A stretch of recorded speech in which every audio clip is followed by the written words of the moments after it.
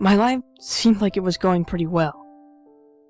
I received my bachelor's degree at the state college, and received a fairly well-paying job as an office manager.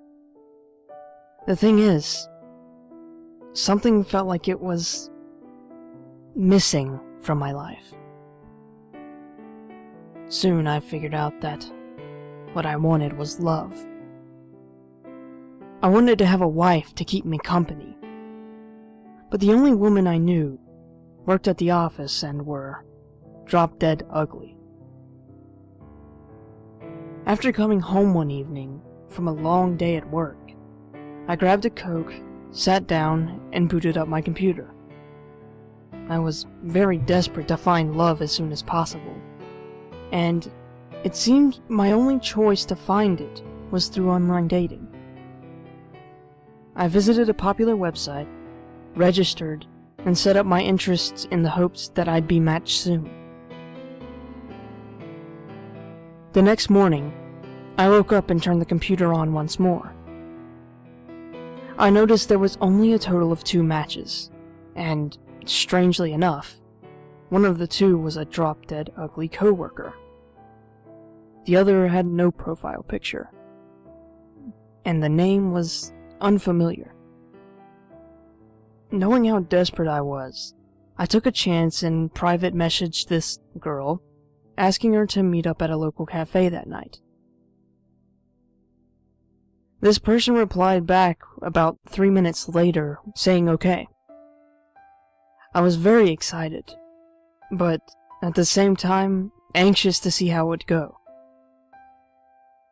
That night, I was bitterly exhausted from the tremendous amount of work I had at the office, but my excitement overpowered it as quickly as I got home, changed, and drove off to the cafe. The cafe was only a quick 5 minutes from my house, so driving was no problem at all, and I had no trouble parking. Soon enough, I was inside and ready to see my blind date. To my utter astonishment, the most beautiful girl I had ever seen in my life approached me. Her most prominent feature was her eyes. The most gorgeous gray eyes you could ever imagine. Hi, She said, smiling. I'm Christy. You must be David. I saw your picture online. Well, I sure as heck didn't see yours, I said. We shared a laugh, and I could tell we were already meant to be. Our first date turned out great. As it turns out, we indeed did have a lot in common. As I dropped her off at her shabby apartment building, we partook in our first kiss. Then I had to leave. At this point, I felt like the luckiest guy in the world. Like nothing could go wrong now. Christy and I dated for only 4 months before I proposed to her, and she said yes with great excitement. Our wedding went like most, but there was a desolate turn of people. The audience included my mother, Christy's father, and a couple of my closer co-workers, as well as a few of her close friends. She was just so wonderful, and I was so in love. That night, I lost my virginity with her, but luckily she didn't get pregnant, because having a child this early in our marriage wouldn't look very good. I wasn't financially able to afford a honeymoon, but she told me it was alright, and being with each other was all that mattered. She was just so nice like that. In place of that, I helped her move her things into my humble home, where we would be living together. Our life together was going so nicely, and we were the perfect team. A few months later, I learned at work from one of my coworkers who attended my wedding, Kevin, was found dead with cuts all over his body. It was unidentified who did this, or what happened. They told me they were going to medically examine him in a few days. This news really brought me down, and it made the headache I already had even worse. I had been getting pretty bad headaches, which I presumed to be from overwork.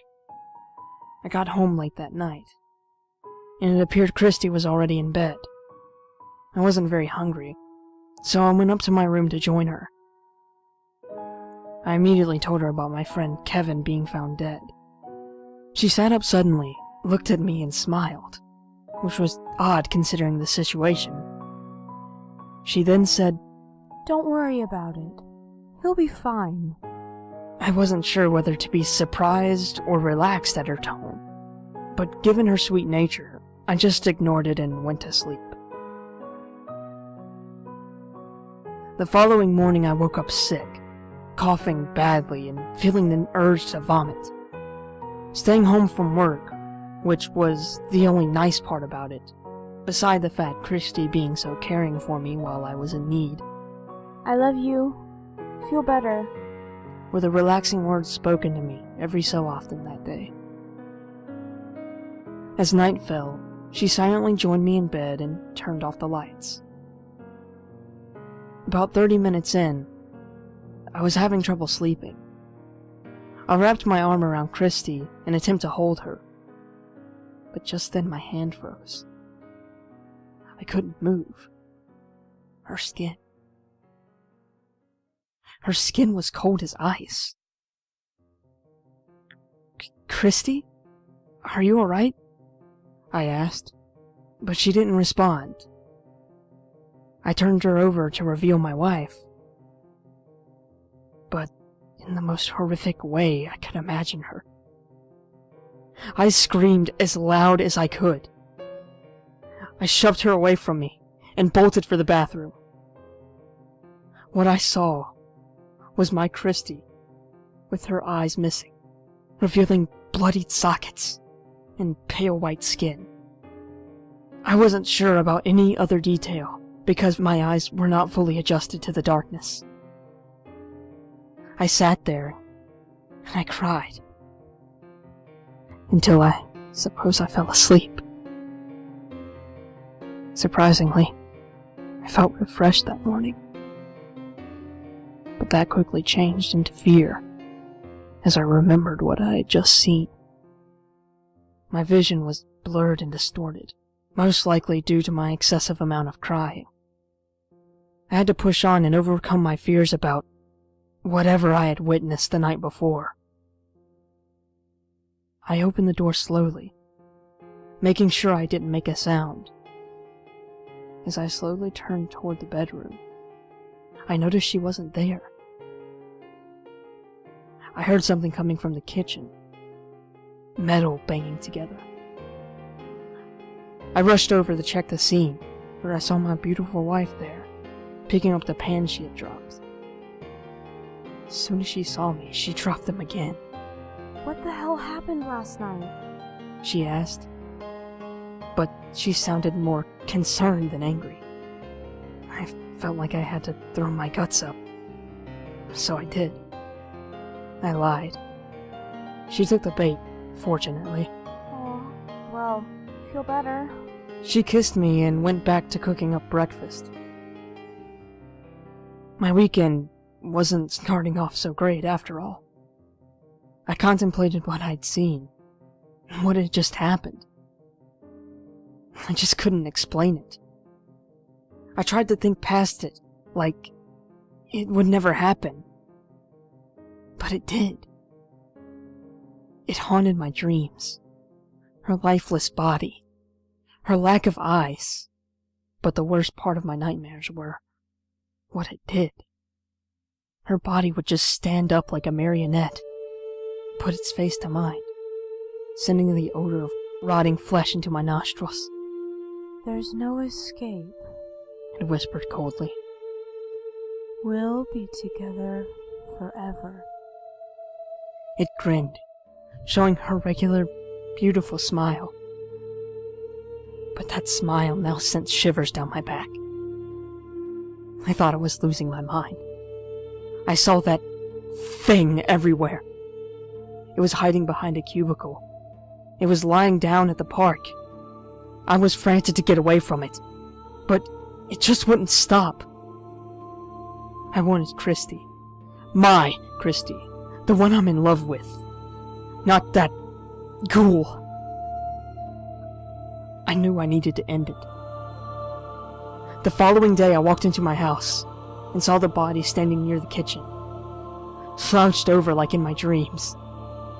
I didn't take a minute to think before grabbing it, shoving it into the oven, resisting its struggles. I closed the door and turned it on. Although it was painful, I was relieved.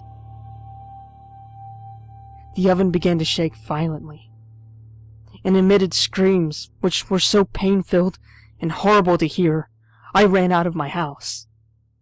The pain-filled screams went on for another 10 minutes, and by then my house was filled with a thick wall of black smoke. As I walked back in, the shaking and screaming stopped. The house felt dead, silent and eerie, like nothing else was alive in the world. I walked up to the oven to examine the remains, but what I pulled out destroyed me more than anything could have. What I beheld was Christy, my wife, burned beyond return. But strangely, her eyes were completely intact. I fell to my knees, just staring. I couldn't believe this. I was there for 30 minutes before the police showed up. They came in and picked me up, and of course arrested me for being on the scene of the crime. I was put into the room and questioned. But luckily, I was able to get my way around their persistent questions. They concluded that I was the husband who got home from work, finding the charred remains of my once beloved wife. They told me everything was going to be okay, and that I would need to rent a room at a hotel while they inspected. I knew it wasn't going to be alright. I knew what I had done. You know what's worse? I still see her. Whatever. I killed her. I killed her. God. I can never forgive myself. I ruined my life. Her life. But here I am, typing this.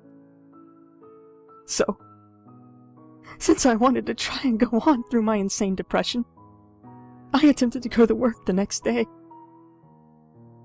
As I pulled in and approached the doors, I noticed that there was yellow caution tape in front, with a small note stuck in the door reading, "Building has been condemned from operation until later notice due to chemical exposure creating hazardous working conditions." I felt chills run down my spine. I read that note, not knowing what this would mean to me. I decided I needed to get this checked out. I got into my car and sped down the road straight to my doctor. I neared his office and threw the door open, revealing that I was the only client there. A nurse escorted me to him and asked him if he could test my body for a chemical intake. He agreed to do it. Shortly afterward, he diagnosed me with a disorder caused by inhalation of a certain chemical. Trembling, I pleaded for him to read the side effects included with the inhalation. He read them to me. Effects of inhalation or ingestion involve migraines, vomiting, weariness, and is uniquely linked to strange patterns and effects occurring with the senses. Long-term exposure may result in brain damage, mental instability, and severe hallucinations.